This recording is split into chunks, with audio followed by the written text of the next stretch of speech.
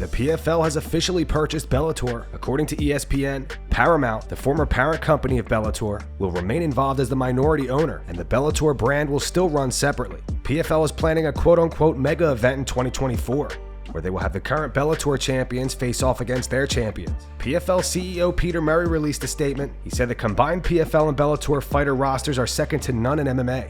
We can't wait to bring MMA fans what they have been asking for. Best versus the best, with the PFL champions versus Bellator champions mega event. Francis Ngannou also reacted to the news. Francis posted this to X. He wrote, "Game changers. Congratulations on a game-changing announcement in the MMA space. The opportunities for PFL and Bellator athletes under this banner are endless." Massive news, the PFL has acquired Bellator. This is insane news for the whole entire industry, and it makes PFL even more of a global powerhouse with a fight roster now equal to that of the UFC's. And we have some challenges. Let's prove it. Their champions versus our champions. Let's make it happen. Come on now. Tony Ferguson recently had an unpleasant interaction with a fan. Tony posted this to his Instagram. He wrote in quotes, "Oh man, you used to be El Kukui." Then he wrote, "Stupid ass fanboy who asked for a picture. F off, wankster." Francis Ngannou's coach Eric Nixick gives his take on who would be the tougher matchup between Jon Jones and Tom Aspinall. You know, I got all the receipts, boys. I've been telling everybody for a long time that Tom Aspinall was the guy. And I think people forgot about him due to that knee injury that he suffered in the London card against Curtis Blades. I felt like that was going to be his coming out party. Unfortunately, it was an injury instead, and he was out for a period of time. But as a guy who, as a coach in the division at the time, having Francis Ngannou, you start to look at the landscape of possible competition as it comes up through the rankings. And I think Tom Aspinall, to me, was 1A. There's a lot of things that he did very well, primarily his footwork and his movement. That was the thing I think I was more impressed with over even Cyril Gane, to be honest with you. I think just mainly because I think Cyril Gane at this moment in his career is somewhat of a one-trick pony when it comes to just the striking game.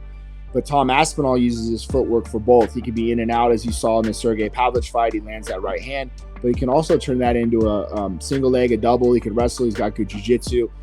So those are the things I think for me when we broke down the Pavlich fight was I felt like Tom Aspinall had more tools to win this fight. When you're looking at matchups, right? I mean, you're thinking, obviously, you probably still look at it as like if Francis is still in the UFC. Who do you think is a harder matchup for him, Jon Jones or Aspinall? Oh, that's a great question, Bully. I mean, you have to go with the guy who's considered the GOAT. I would have to say Jon Jones just because of pedigree, history, you know, the man that Jon Jones is and the champion that he is.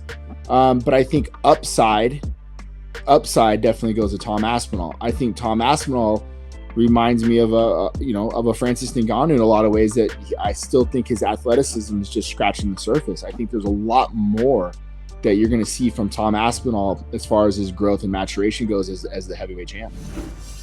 Last week, Conor Mcgregor responded to a fan on X, asking him about a potential fourth fight with Dustin Poirier. Conor said, "Let's be real, it's a must, unfinished," and later deleted the post. Dustin responded to Conor. Speaking to MMA Junkie, Dustin said, "I probably would say yes, try to shut him up once and for all. But even if I slap his ass around again, he's still going to be chatting, so we'll see. Is him and Chandler official? I don't know what's going on, but that's a huge fight. 2-1 against him. I don't really see another reason for it, but it'd be a huge fight." Eddie Alvarez explains why he thinks Conor McGregor would do well in bare-knuckle boxing. Eddie is scheduled to fight Mike Perry in bare-knuckle on December 2nd. Speaking to MMA Junkie, Eddie said, "I think he has a good style for it just because, like I said, that fencing style where you're in and out, and you're not taking shots to give shots, you're not kind of Mexican fighting. I would say that's conducive for bare-knuckle. That bouncy back-and-forth tag your it style makes for a very good bare-knuckle fighter. Conor has that style. I think he would do well, just a matter of if he's able to get out of that contract and make something happen." Here is some footage of Shavkat Rakhmonov wrestling with the new Bellator welterweight champion Jason Jackson. Shavkat is preparing for his fight against Stephen Thompson at UFC 296 on December 16th.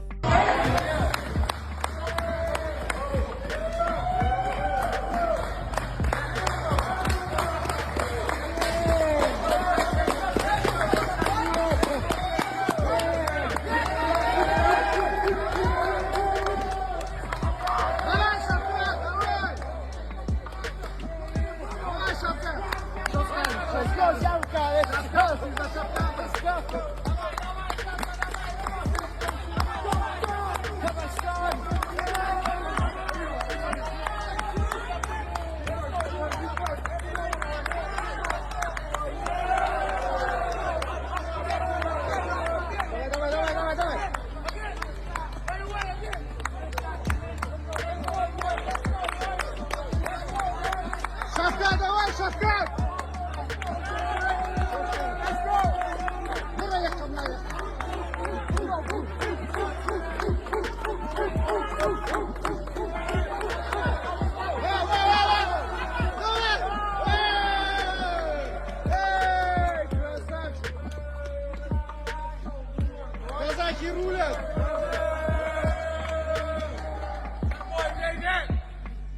Что скажешь, Бернс, что скажешь?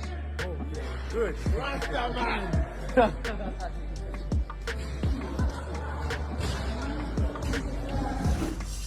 It looks like Francis Ngannou versus Deontay Wilder may actually happen under a mixed rule set in PFL. PFL chairman Don Davis went on the MMA Hour today. Speaking to Ariel Helwani, he said, "I still think it will be a mixed rules fight, and I still think Deontay Wilder is the most likely opponent. I think the second and third options are much less compelling."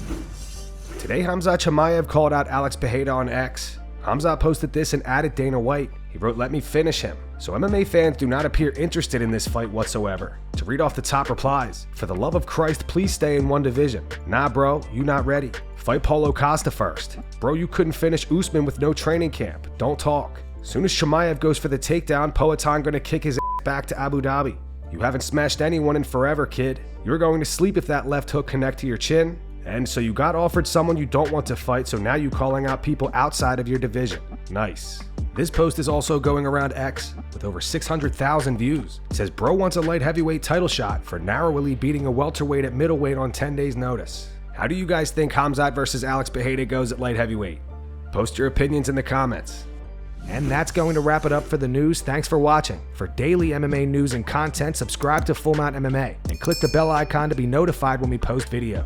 Here are the 3 top comments from last video. The first one's from Sobered1344. It says, "Imagine Stipe beats Aspinall." The second one says, "If Aljo is smart and keeps his distance with Max, I honestly believe he will get knocked out cold." And the final one's from MMA for Life. It says, "We all want to see Tony win this one against Patty." Those were the 3 top comments from last video. If you want to be featured in the next one, all you have to do is comment down below. And if you missed yesterday's news, click the video on screen right now to get caught up.